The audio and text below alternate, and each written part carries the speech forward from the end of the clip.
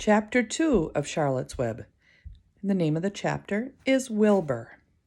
Fern loved Wilbur more than anything. She loved to stroke him, to feed him, to put him to bed.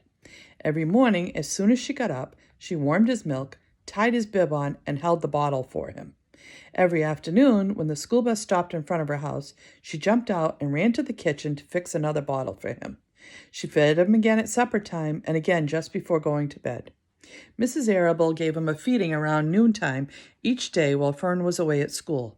Wilbur loved his milk, and he was never happier than when Fern was warming up a bottle for him. He would stand and gaze up at her with adoring eyes. For the first few days of his life, Wilbur was allowed to live in a box near the stove in the kitchen. Then when Mrs. Arable complained, he was moved to a bigger box in the woodshed. At 2 weeks of age, he was moved outdoors. It was apple blossom time, and the days were getting warmer. Mr. Arable fixed a small yard especially for Wilbur under an apple tree and gave him a large box full of straw with a doorway cut in it so he could walk in and out as he pleased. "Won't he be cold at night?" asked Fern. "No," said her father. "You watch and see what he does." Carrying a bottle of milk, Fern sat down under the apple tree inside the yard. Wilbur ran to her and held the bottle for him while he sucked. When he had finished the last drop, he grunted and walked sleepily into the box. Fern peered through the door. Wilbur was poking the straw with his snout. In a short time, he had dug a tunnel in the straw. He crawled into the tunnel and disappeared from sight, completely covered with straw. Fern was enchanted. It relieved her mind to know that her baby would sleep covered up and would stay warm.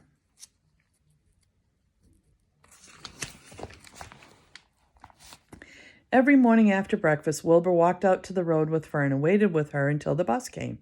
She would wave goodbye to him, and he would stand and watch the bus till it vanished around a turn.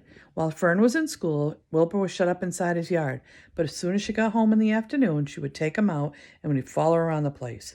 If she went into the house, Wilbur went too. If she went upstairs, Wilbur would wait at the bottom step until she came down again.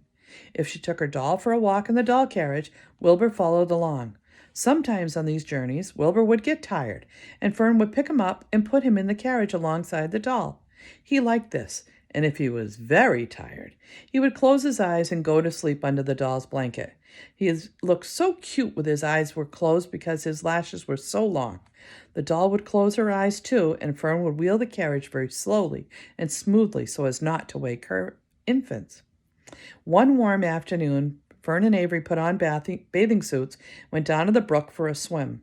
Wilbur tagged along at Fern's heels. When she waded into the brook, Wilbur waded in with her. He found the water quite cold, too cold for his liking. So while the children swam and played and splashed water at each other, Wilbur amused himself in the mud along the side of the brook, where it was warm and moist and delightfully sticky and oozy. Every day was a happy day, and every night was peaceful. Wilbur was what farmers call a spring pig, which simply means he was born in springtime. When he was 5 weeks old, Mr. Arable said he was now big enough to sell and would have to be sold. Fern broke down and wept, but her father was firm about it. Wilbur's appetite had increased. He was beginning to eat scraps of food in addition to milk.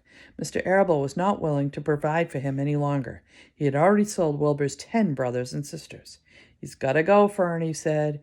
"You've had your fun raising a baby pig, but Wilbur is not a baby anymore, and he has to be sold." "Call up the Zuckermans," suggested Mrs. Arable to Fern. "Your Uncle Homer sometimes raises a pig. And if Wilbur goes there to live, you can walk down the road and visit him as often as you like." "How much money should I ask for him?" Fern wanted to know. "Well," said her father, "he's a runt. Tell your Uncle Homer you've got a pig you'll sell for $6 and see what he says." It was soon arranged. Fern phoned and got her Aunt Edith, and her Aunt Edith hollered for Uncle Homer, and Uncle Homer came in from the barn and talked to Fern. When he heard the price was only $6, he said he would buy the pig. Next day, Wilbur was taken from his home under the apple tree and went to live in a manure pile in the cellar of Zuckerman's barn. That's the end of Chapter 2.